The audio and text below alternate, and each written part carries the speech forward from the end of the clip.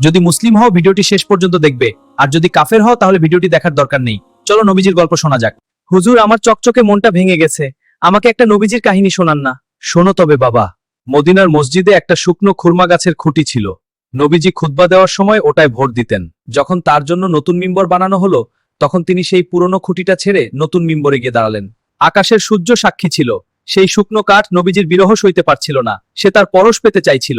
নবীজি মিম্বর থেকে নেমে এসে সেই শুকনো কাঠকে জড়িয়ে ধরলেন, যেমন করে মা তার সন্তানকে সান্ত্বনা দেন। নবীজির স্পর্শ পেয়ে কাঠটি শান্ত হলো।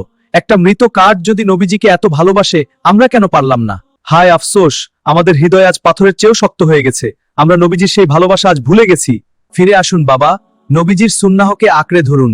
এই ভালোবাসাই আপনাকে জান্নাতের পথ দেখাবে। আল্লাহ আমাদের সবাইকে নবীজি হযরত মুহাম্মদ সাল্লাল্লাহু আলাইহি ওয়াসাল্লামের আশেক হওয়ার তৌফিক দিন। নবীজিকে ভালোবাসলে লাইক করো, কাফের হলে ভিডিওটি স্ক্রিপ্ট করো, আর বেশি ভালো লাগলে কমেন্ট শেয়ার করো। দেখি তোমার ঈমান কতটুকু মজবুত।